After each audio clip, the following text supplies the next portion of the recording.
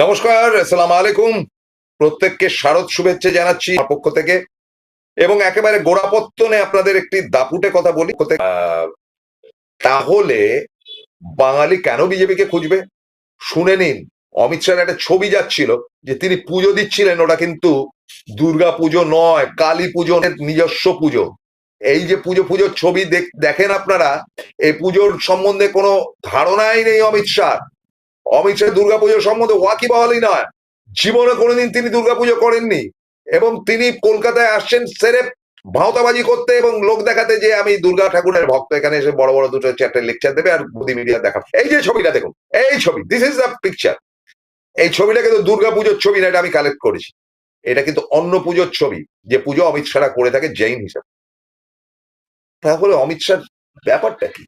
অমিত শাহ হচ্ছে number 2 of BJP, back by RSS.